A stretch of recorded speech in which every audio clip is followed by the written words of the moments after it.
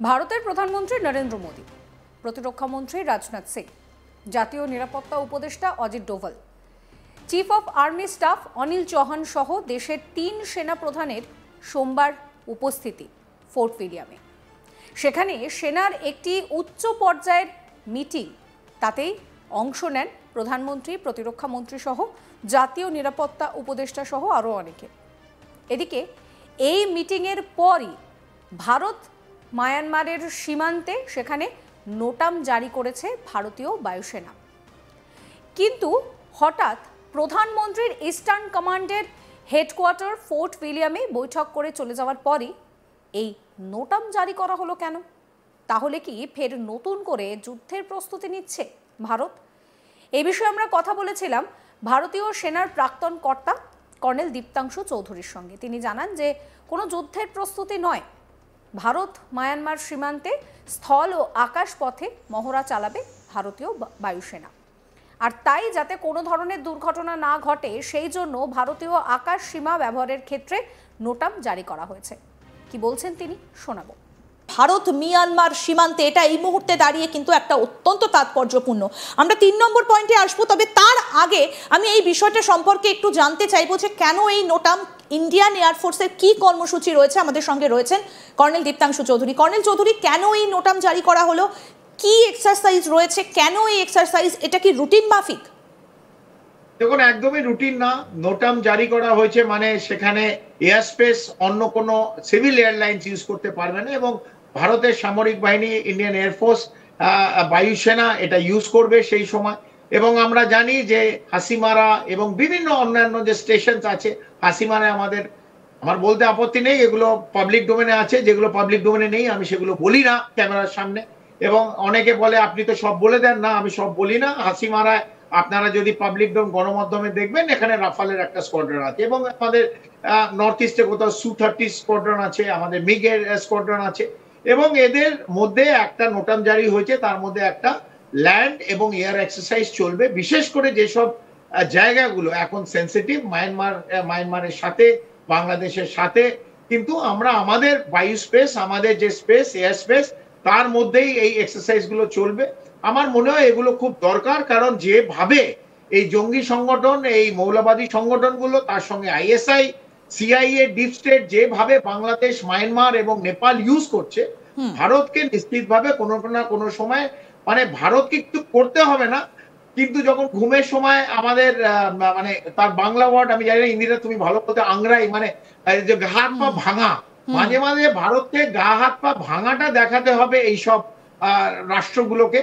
তাহলে বুঝতে পারবে ভারত কি, ভারতের চতুর্থ সবচেয়ে military mind in the whole world. কোনো সময় গা ভাঙা দিলে, এই আরো উঠলে এরকম করে, তাহলে আমার মনে হয় রাষ্ট্রগুলো বুঝতে পারবে ভারতের সামরিক বাহিনী যা 22 মিনিটে এই কয়েকদিন আগে পাকিস্তানকে কম্পন দিয়েছিল।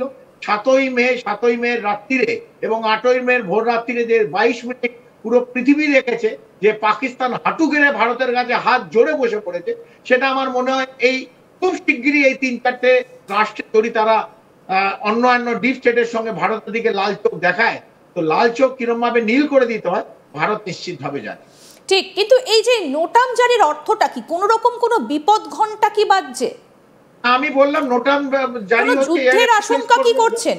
কোন রকম কোন আশঙ্কা নেই। আমি আবার বললাম, আমি এই 3টে রাষ্ট্রের জন্য আশঙ্কা, এত আমরা বড় শব্দ টিভির পর্দায় না ইউজ করলে ভালো। ভারত এই নয় মায়ানমার, নয় বাংলাদেশ, নয় নেপালের আশঙ্কা ভারত করে না।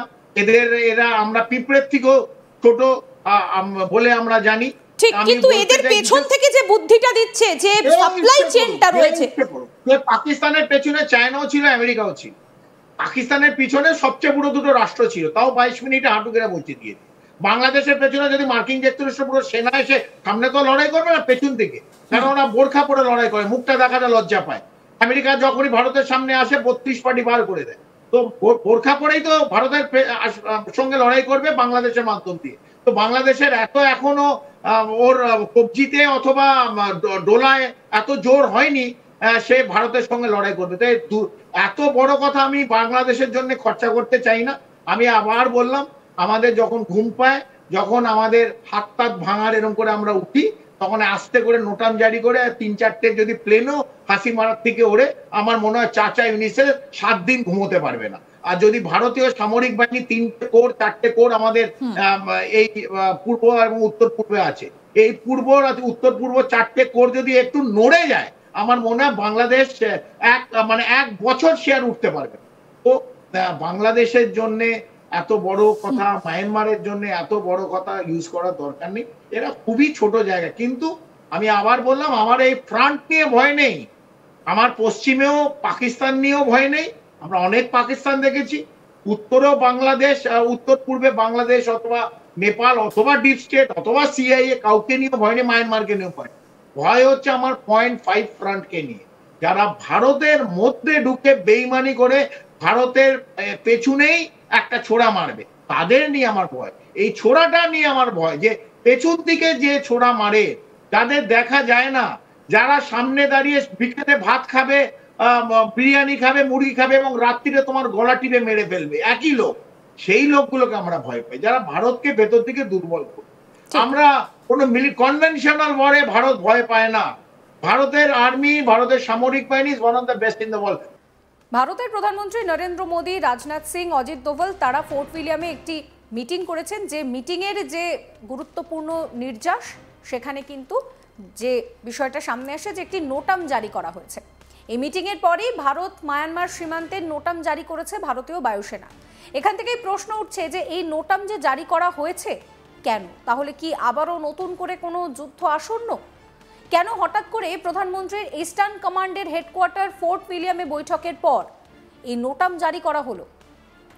কি প্ল্যানিং রয়েছে ভারতের আগামী দিনে? আরও কি বড় কিছু হতে চলেছে? এই বিষয়ে ভারতীয় সেনার প্রাক্তন কর্তা কর্নেল দীপ্তাংশু চৌধুরী তিনি যে বিষয়টা আমাদেরকে জানালেন, যে কোনো রকম কোনো যুদ্ধের প্রস্তুতি নয়, ভারত মায়ানমার সীমান্তে সেখানে স্থল এবং আকাশ পথে মহড়া চালাবে ভারতীয় বায়ুসেনা।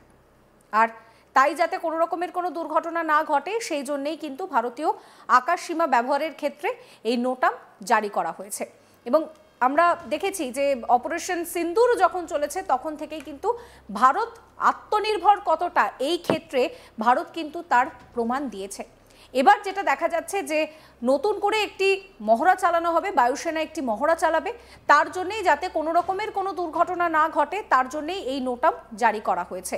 এই নোটামের অর্থ কিন্তু কোনো রকমভাবে ভারত যে কোনো যুদ্ধের প্রস্তুতি নিচ্ছে তা নয়। তার কারণ হিসেবে দীপ্তাংশু চৌধুরী বলছেন যে ভারত মায়ানমার সীমান্তে স্থল এবং আকাশপথে ভারতীয় বায়ুসেনা মহড়া চালাবে, কোনো রকম কোনো দুর্ঘটনা যাতে না ঘটে সেই জন্যই কিন্তু আকাশ সীমা ব্যবহারের ক্ষেত্রে এই নোটাম জারি করা হয়েছে। সমস্ত খবরের আপডেটের জন্য আপনাদের নজর থাকুক আজ তাক বাংলায়। চ্যানেলটিকে সাবস্ক্রাইব করবেন, আপনাদের মতামত জানাবেন, একই সঙ্গে এই ভিডিওর যে মতামত সেই মতামত আপনারা জানাবেন, এবং হোয়াটসঅ্যাপেও আমরা রয়েছি, ফলো করতে ভুলবেন না আজ তাক বাংলার হোয়াটসঅ্যাপ চ্যানেলও।